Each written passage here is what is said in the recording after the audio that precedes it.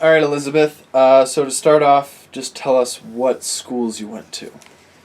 Okay, so when I was 12 years old, I moved to Colorado from Utah. And so I went to Altona Middle School and Silver Creek High School.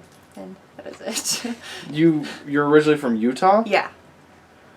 And how old were you when you said you moved? 12? Yeah.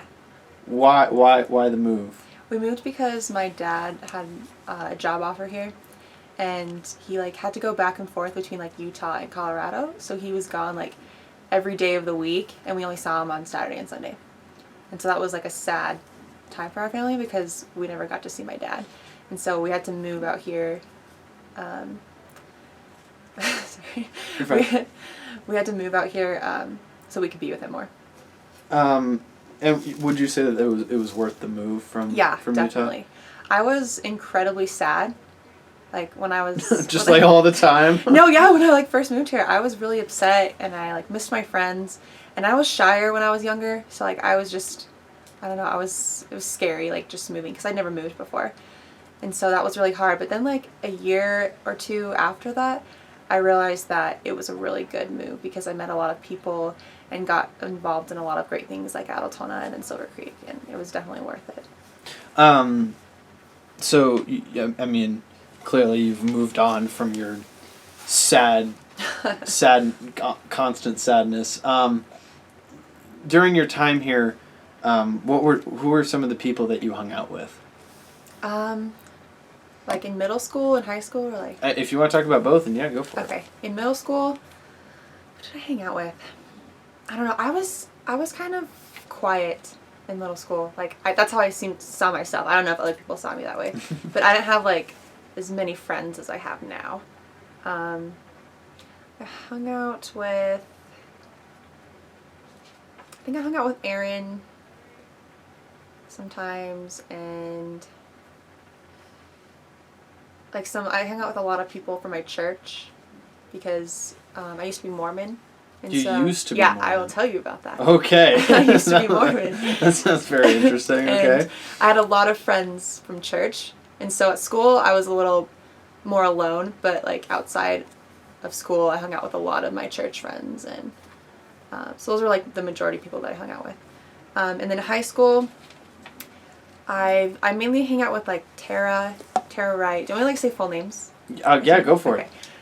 I hang out with Tara Wright, who is my best friend, and Jordan Carter, Aaron Sargent, Tiana Chandler, Cindy Besser. Just those are my main friends. Okay. So you past tense were Mormon. Yes. Okay, please explain because Okay. I'm so confused I can't even frame a question. Okay. So I grew up in Utah. Okay, well, which is I got that. Yeah. And there's so many Mormons in Utah. So, as more of a cultural thing, I guess, my mom just took me and my sister to church. And were your parents from Utah? They grew up in Utah? Yeah, but they weren't Mormon. My parents weren't Mormon. Okay. My mom went when she was little, and in Utah, since so many people are Mormon, it's just a cultural thing to do. You just go to church, even if you aren't part of the religion? Well, no, you're part of the religion, but I don't know, it's weird. You don't believe in it, but you're part of it? Yeah, because it's just such a constant, overwhelming thing in Utah. So you get peer pressured into... Sometimes it is peer pressure, but... To join a religion, though? No, I don't think it's peer pressure all the time. I think sometimes it can be, but I think it's just a cultural atmosphere, like I said. It's just... I don't know. It's just as natural as going out to get a sandwich? It's natural to... So Mormonism is natural to Utah as... doing outdoorsy things is Colorado. Okay. I guess. I think that's kind of what that is. Okay, well, continue. And so, I was Mormon when I was little, and I went a lot. And when I was little, I never wanted to go, because what little kid wants to go to church? But so then when I moved here, my mom still had us go, because it was just something that we've always done, and they have good morals, and I think it's just a healthy thing sometimes. And so we did that. and then I got like really, really involved in it from like 12 to 16. Like I was super involved, super. Oh, so this super is Mormon. recent. Yeah. Okay. Like I was extremely Mormon, and Super. there's a lot of Mormon. rules in Mormonism. Sure. And I followed all of them, and I was. You followed really, all of them? Yeah, I was very, very. There's a lot like, there. Cause there are, I'm aware. Yeah. What? Okay. Give an example of. Like you can't date till you're 16. Okay. You can't drink coffee or tea. You can't. Okay. What else? Like no alcohol and drugs. What was the weirdest rule you had to follow? Like one that kind of threw you off. When you start dating, you can't go on single dates. They want you to be with like other people, so like double dates or triple dates. Wait, so your first date has to be like a group date? It's not really like you don't really have to. It's just heavily encouraged. Okay. Okay. So I've been on a lot of double dates, especially when I was like 16, when I very first turned 16. And so that was a little weird for me because I feel like dating is a personal thing. Yeah. Yeah. So, and the point of that is just so you don't get super attached to one person and then essentially like get really physical, because you're not supposed to have like sex until you're married when you're Mormon. Uh-huh. And so that was just like another guideline to help you with that. And then, and I also like had this thing called seminary every day. So like, let me back up a little bit. So I went to church every Sunday and it was 3 hours. And then 3 hours? Yeah, it was 3 hours. And then sometimes we'd have Sunday things after that, like at 6 o'clock. We'd have like, we call them firesides, and you just, it's kind of like a sermon maybe? I don't know if that's an equivalent, but, and then we would have seminary every morning before school. So once you're in high school, there's an hour in the morning when you study like the Book of Mormon and the Bible and that jazz. And this is for an hour of your 3 hours? This is for an hour every morning. So I'd get up, freshman, sophomore year, I got up at like 5. Yeah, like 5 o'clock in the morning? Yeah, at 5. And so then I'd be at seminary at 6 and then be at school by like 7:10 or 7 o'clock. Okay. Yeah, and so that was really hard. Yeah. That's making me tired just thinking Yeah, about no, it. I was tired all the time. And that was hard with school and stuff. And what did you do with the other 2 hours of your Mormoning? What? What did you do? I mean, you did that for an hour, right? Yeah. What was the other 2 hours for? Oh, that's the hour of seminary was before school from 6 to 7. Okay. And then the like church on Sunday was like In the afternoon? it was like from 9 to 12. At night? No, in the morning. Okay. Yeah. And what did you what would happen? So like an hour is this thing called sacrament, and then second hour is like all of the people your same age are just like being taught, and then you're split up into like gender classes, I guess. What did you do in these gender classes? No, they're just like normal. They're just, it's all just teaching and like Okay. people just teaching. It's a lot like just churches. Okay. It's just normal. Okay. And then the other hour? That's 3. Okay. That's 3. Sorry. Yes. Okay. So.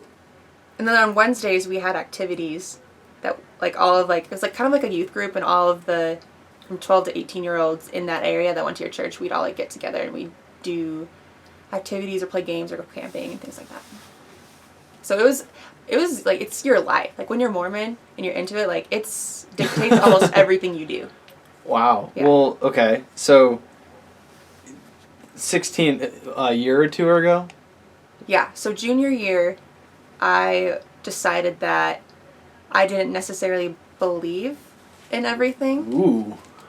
Because it was also always a little hard for me because my parents weren't Mormon and my sister stopped being Mormon, and so I went alone to church. And it was a little scary because like I was just alone, and Mormonism is a very family-oriented thing, so everyone else there was sitting with their families and everyone else was like in a big family group, and I was just kind of alone. Mm-hmm. So I'd sit with my friends and their families. Right. So that made it a little hard. But you stopped. But you stopped. That's not why I stopped going though. You stopped. Okay. I stopped going just because I didn't believe in the same things anymore, and I wasn't going to put all of that time and effort into something that I wasn't in. And into something you didn't even like. Yeah. Think was true. Yeah. Okay. Yeah. I can get that. Well, what was there like a specific thing that you were like, okay, that's kind of weird, and then it just Yeah. kind of like there was more and more things that you started like, okay, this doesn't really add up, and then eventually made you quit? Yeah. Gay marriage for me was a huge deterrent. Okay. Because I think everyone knows that the Mormon religion is not supportive of gay marriage, and I Yeah. think you should be able to marry whoever you want to marry. And I thought it was silly, and it just made me angry. Like, I was angry about things like that. So you're giving like upwards of 3 hours of your life Yeah. to something that And if- you Yeah. And hated. if, like, I didn't hate it. I Okay, I sure. still don't hate but you it. hated parts Yeah. of it. Well, what about was there any like the church teachings that you were particularly curious about that? Yeah, there's, I don't know, there's just a lot of things in general about religion even that you need faith to just believe in. Like, Just total faith in. yeah. Like What? Joseph Smith, who founded the Mormon religion, he just like found these plates of, have you seen like South Park? Yeah, Yeah, I know. I want you to tell you want me to this tell it? Okay, sorry. to people who may I'm not. forgetting that I'm talking to other people. He was a guy, he was like a 14-year-old boy, and he found these... Wait, he was 14? I didn't know that. he was 14, yeah. And he found these plates in, he was like in upstate New York, and he found them, and he prayed to God, and God told him that he should start this religion, and he translated the Book of Mormon as it is now from these like plates that were buried by, I guess, Native Americans, or like people that were in America, that lived in America Okay. before like colonization. Okay. Pretty much. And so like things like that, there's a lot of things that you just need to take off of faith, and once you don't have that faith, there's no point. Right. So I don't know, but like there were just things like that, like gay marriage, that made me angry, that I felt Mormons were really judgmental about and very close-minded, and I didn't want to be close-minded. Like, I wanted to understand other people and believe what I wanted to believe, instead of like this collectivism, like church, everything is this, and you have to do this. Right. I was going to say something else, but I forgot. Well, you're still friends with... Are you still friends with some of the Mormons that you had met? Yeah, I'm still friends with them. Most of them go to college. Like, I was friends with Tegan Knechtel, Jamie Ackerman, Amy Lowstead. They are all at college or going on missions right now. So they are gone. And so I guess I don't talk to them as much. But there's still, like, Mormon people that I talk to and that I like. Well, why would you want to continue that connection when they believe in something that you don't, and is something that kind of makes you upset?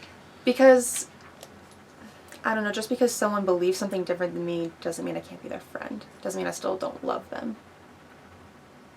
You know? Like, your friends, like, I bet you have friends that you don't agree with on everything, like, whether it's politics or religion or whatever. Like, just because you don't agree with something that they believe in doesn't make them not your friend.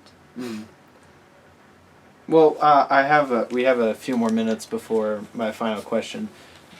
Do you have any... Oh, I don't want my whole interview to be about Mormonism. Darn it! Hunter! No, it's okay. No, I want to... Well, what sort of... All right, we can do this. What sort of... what was your favorite memory from high school? I used to love football games. Our football games? Yeah. I used to, like, go to them when I was a freshman. I was like, high school is so cool. And it's like the movies and it's so fun. And now I don't really like football games or anything because I feel like they're just social events and I don't really want to be around that many people because they're so loud, and I'd rather just stay home and watch Netflix, honestly, and do homework and do things that like I really need to do. Well, was there any like football game in particular that you can think of that was particular? Oh wait, no, I want to talk about SCLA because that's my favorite high school thing. Okay. I'm gonna go to that instead. Yeah, go for it. Because you're involved in PSA and. Yes. Yeah. I can talk about that really fast. So. Don't rush. You're okay, good. You have a few I'm minutes. Sorry. So the Leadership Academy at Silver Creek was really good for me because it helped me get out of my comfort zone and like be more outgoing And so some of the things that we've done because of SCLA, like the retreat. Do you remember the retreat when we were freshmen? Year. When we went to Estes Park and did leadership things. That was really fun. There's just like multiple SCLA things or things that I've done because of SCLA that have really just shaped my high school experience the most. Like last year we went on a trip to Colorado Springs and went to the space. That's right, the space. Yeah. That was really cool. And since I'm an ambassador, I've also been to like a lot of service events and volunteer things around the community. That's really made me like more involved, and that have been like really fun. So I don't know if there's like one specific moment. I guess like I can't think of any right now. Right. Well, your work in PSA is pretty well known. What talk about that? I guess a little bit. Okay, so Peace and Service for Africa is a group of high school students that was started around 10 years ago by Miss Gransert, and she's the sponsor, or she's like the person. She's like that teacher who runs it. And what we do is we raise money throughout the school year through like coin drives, bake sales, and other fundraisers so that we can send students in Africa to college so that they can get an education. And so in the past we have sponsored 2 people that were both guys, and this year I really wanted to, since like I was leading the group this year for my capstone project, I really wanted to transition to like women, because it's even more difficult and more uncommon for women to get a further education in countries like Africa. That was bad. Don't put that in the interview. They're not. Africa's not a country. In countries like Kenya. Countries like Kenya. I know that Africa's a continent. Yeah, women don't get as many opportunities in cultures like that because it's still like more directed towards men. Men go to school, men have the jobs, and women take care of children. And so I wanted to help break that. That's not right. Barrier? Yes. And so we're sponsoring a girl named Joy, and she's going to college for biology and management. And so that's really cool. And what else about PSA? Do you want to ask me a question? Well, yeah, I got a question about SCLA actually. Okay. That trip to the NASA research thing or whatever it was was kind of crazy. Yeah. And actually there's a lot more memories on the bus ride over there. Oh my gosh. Than the actual yeah. trip itself. So what sort of things do you remember specifically about that trip? What sort of stories do you have? Or just memories? I remember being up front talking to Miss Forbes and Miss Adams. Of the bus? Yeah, I was at the front of the bus. Bummer. No, it was fun. It was nice. I slept most of the way, but I talked to them some of the time. Right. And talked about plans for like my capstone and what I should do. And I sat next to Tiana on the bus, and Tiana and I talked a lot, and we had a lot of fun. I remember when we stopped at the gas station, like right before we got there, I think. I think it was like, I don't remember what it is. Never mind. We stopped at a gas station, maybe it was halfway through, and the line was super long in the gas station, and I really had to pee. Like, I was going to pee my pants. And so Tiana and I, like, tried to find a different, like, store or a different bathroom. So we, like, because, like, there were so many girls in the girls' bathroom because girls just take a lot of time in the bathroom.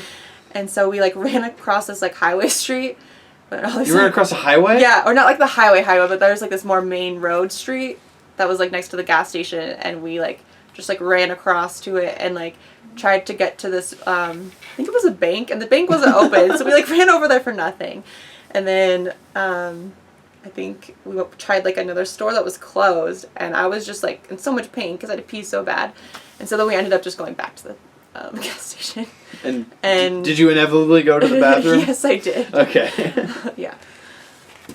So to close out, my last question, we touched on it briefly, but you had grown up in touch with the Mormon community, and now you have friends in the Mormon community, but you don't agree with the Mormon community, yet you have still been able to remain friends with all those people that you met. So what, I mean, a little deep here. What kind of message do you have for the world, I guess, that, of the lesson that you learned about not letting the differences between two people ruin their ability to be friends and be socially engaged and peaceful?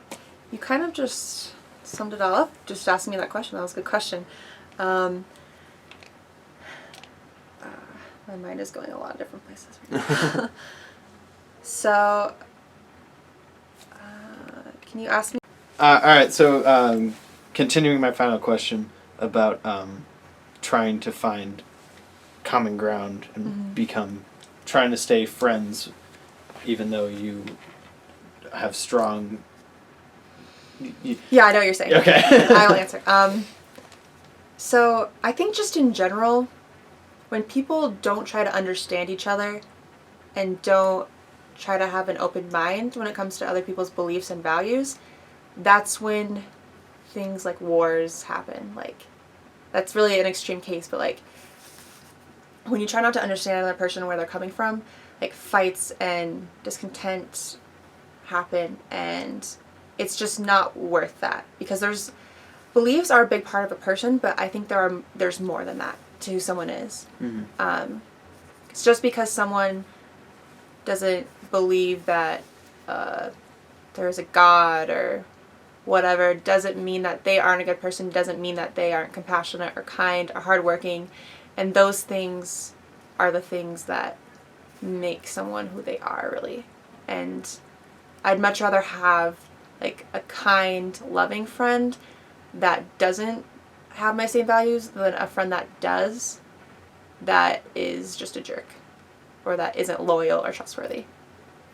Does that make sense? Yeah, of course.